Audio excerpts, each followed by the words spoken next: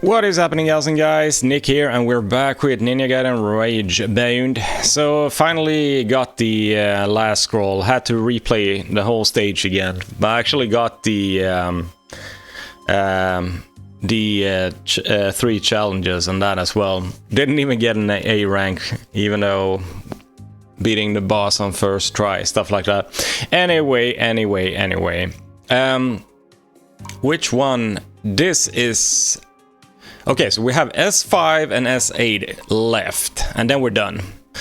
And then we'll kind of review the game, I guess, for real. But let's jump in. So I've been thinking about it,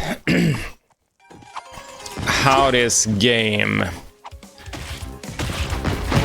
kind of what score I would give it, and I would say I'm gonna give it a 6. It's I had a lot of fun with it. There's a lot of stuff that could have been mega improved as well. And not gonna talk too much about the story and whatnot, because it's, I mean, it is an action platformer. We're not here for the story. Some might, but I'm not that interested. Want a good game that plays good. It feels amazing. The controls are very, very tight. I do like that. Hitboxes, though, feel a bit weird at times. Not a major issue, but especially with the mechanic to actually be able to kind of do that. I feel like I've messed that up a lot. Where it felt like this is gonna connect, and it simply didn't. But it feels nice when it actually connects. That's for sure. Skull. Enemy variety is very good. Enemy difficulty seem fair, except you have the shielded bosses that are they're just a pain in the ass, honestly. Level design is very good, so I think like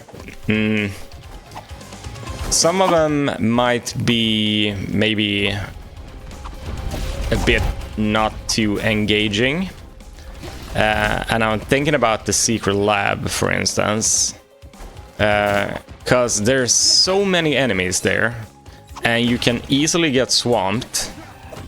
And then what happens is the thing I like the least in games like this. It's like, okay, well then I'll just simply skip all the enemies. I'm just gonna bounce around, kill the ones that I can kill in one hit. All the elites, because you kind of get swamped and you're like, yeah, but you're supposed to get that enemy because he has the hypercharge.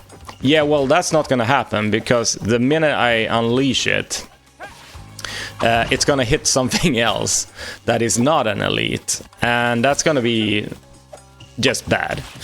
So I felt like when I started doing that, I kind of felt like I missed out on that stage, because I just went through it as fast as I could, skipping as much bullshit as I could. Might have been something up there. And then you have setups like that, for instance. I don't mind it that much, honestly.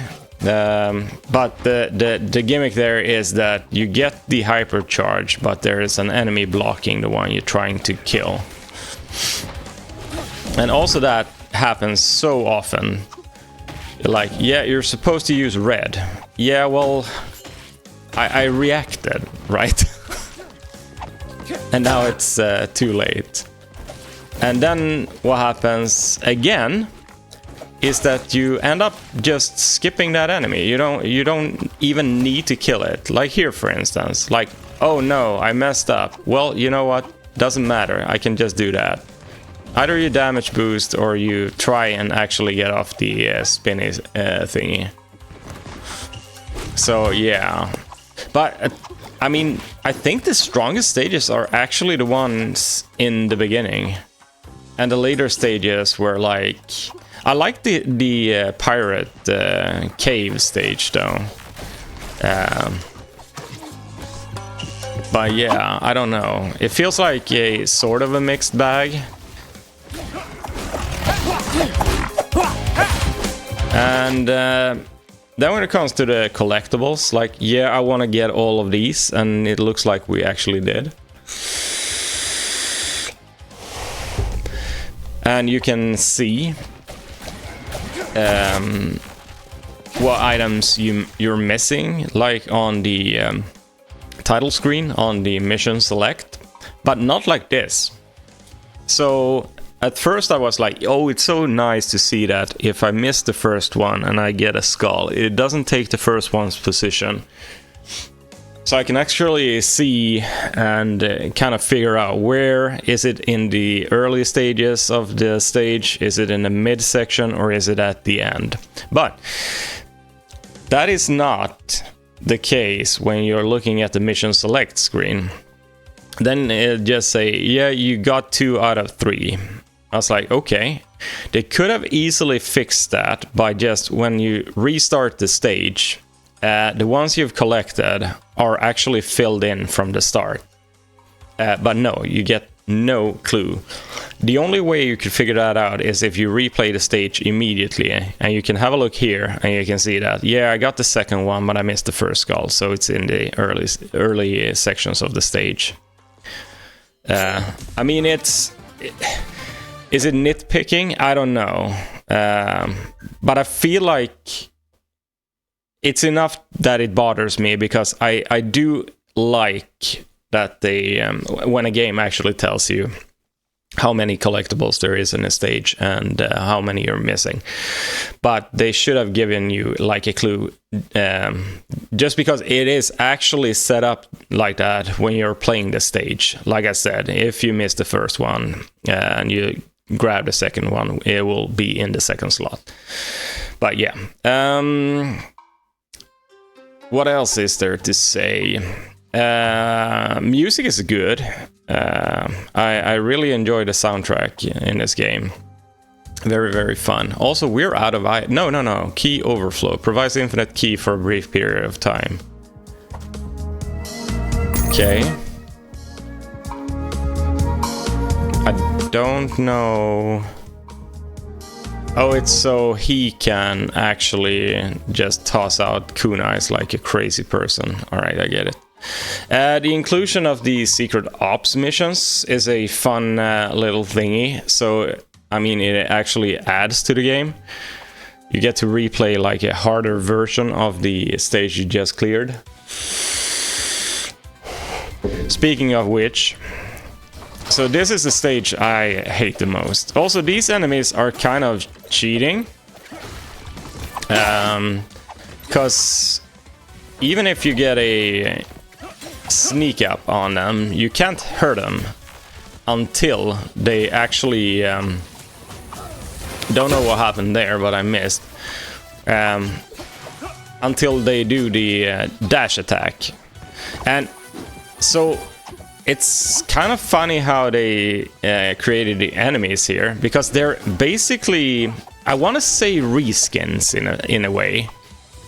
Because we have the dude with the helmet that actually he jumps up and dashes at you. He's the equivalent of the dashing samurais that do the EI charge against you in the beginning of the game.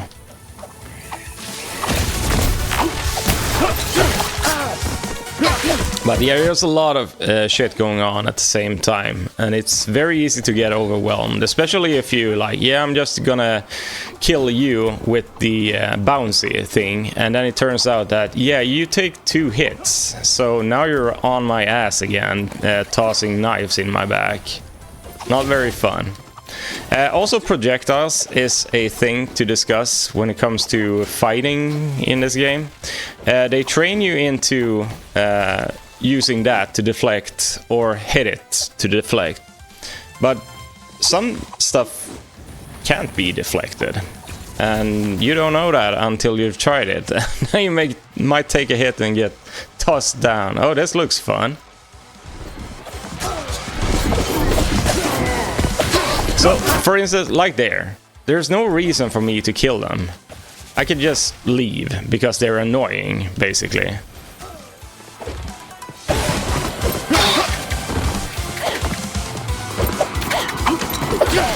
Is it a deal breaker? Nah.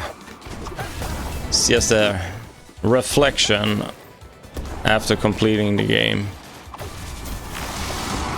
Also, like this. Okay, so I missed. Now this guy has a shield. Super annoying.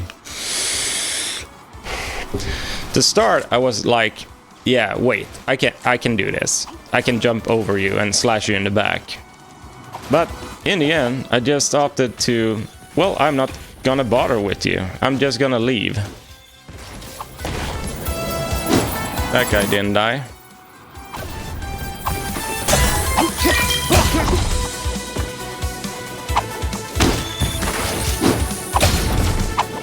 Go.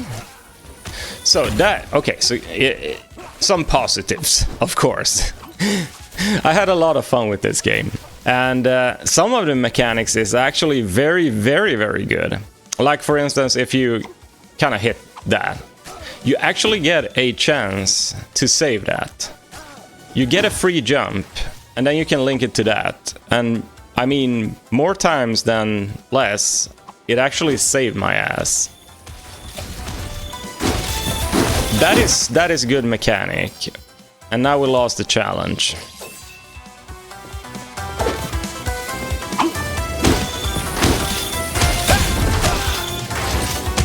Yeah, like that, for instance. See? Not even a problem. No freaking idea how to get back, though. That's... okay, so we use you, perhaps. Okay, we can do that also, because it actually saves the pickup, so we have a skull now. Which is kind of nice.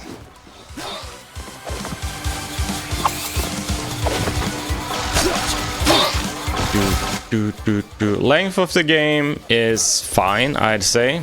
There is some replayability to it, I know that. There are 3 endings in the game. I'm not gonna go for them, though. Not in the Let's Play. That will be me doing that on my own, because I need to actually prep the next Let's Play, so don't really have time for that. But this might be something I go back to and try and get the platinum for.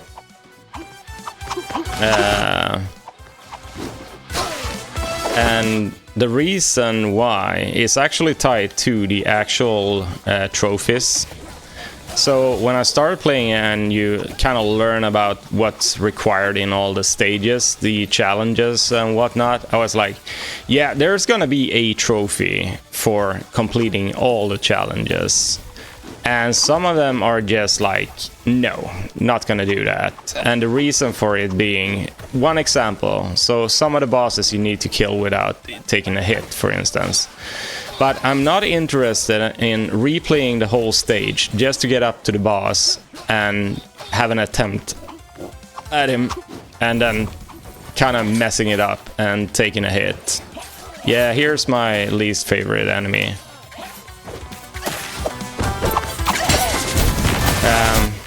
No, that's not gonna happen. But there is actually no trophies tied into the challenges. So there's one that might be a bit tedious, getting the S++ thingy. Not exactly sure how to set that up. I'm sure someone will come up with a perfect stage for the S++ trophy. One that is kind of easy enough. You have the enemy variety. Oh, look at this. I'm not... See, this is what I'm talking about. I'm not even gonna try and do anything there. It's too much, basically.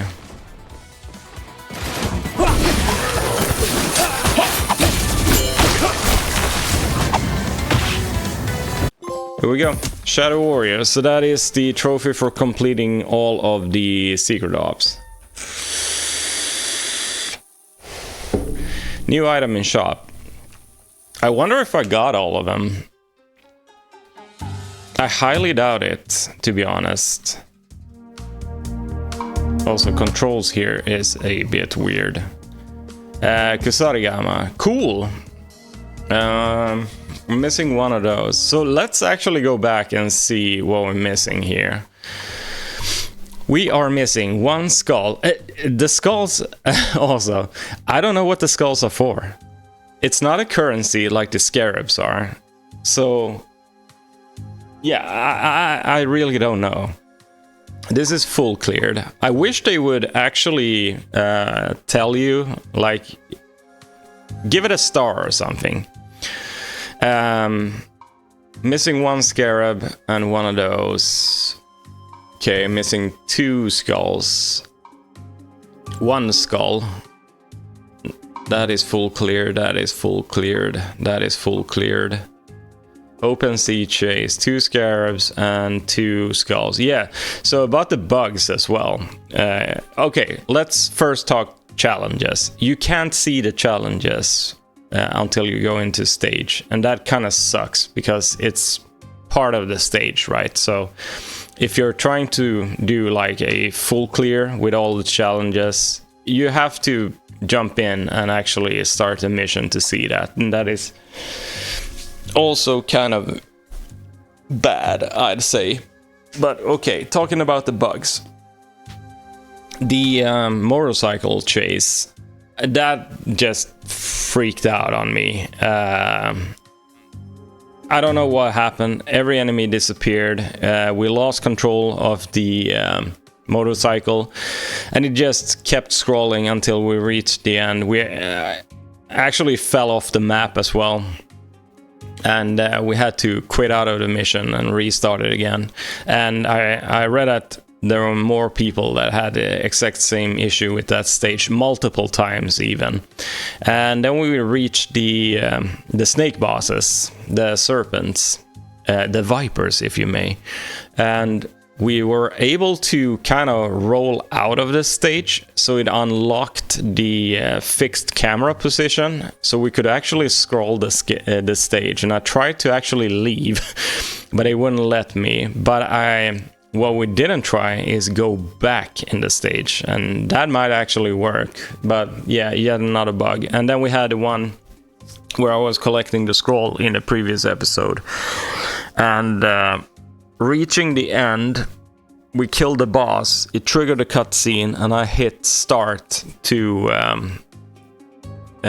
actually skip the cutscene, and it brought up the option screen just as the mission complete thingy triggered, and it locked up the game completely. So another one, very weird. And then we had the secret labs stage, and I've been able to replicate this one. It doesn't crash the game or anything, but there's a flying enemy at the end of the conveyor section. Well, not the conveyor section. You ride one of the Uzi tanks. It's the single one, and at the end you need to jump down on the side of it and then climb up. And if you don't kill that enemy, he gets stuck and follows you at the side of the screen all the way up. You can kill him, but if you don't, he'll just follow you in a flying in the flying animation all the way up, just hovering. Very, very weird. And I guess, I mean, every game has bugs, but I was actually expecting them to put out a patch very fast for a couple of these things. Taking it is the studio behind Blasphemous, so kind of expecting more. But yeah, I don't know. It sounds like I'm nagging a lot, but the game is well worth its money, and I had a lot of fun with it. So difficulty-wise then, actually, before we quit, I'm kind of surprised. Now, we died quite a few times, but if you set up your build with the dragon scrolls, or the, what are they called? Come on, remind me. the talismans, the dragon talismans. This is what I was running for the entirety of the Let's Play. The only thing I switched out was this one for the healing fountain, which is very, very good. So, I mean, and this as well as a secondary. This is kind of overlooked, and that is on me completely. I hardly use that because it didn't feel natural at all, which is a shame actually.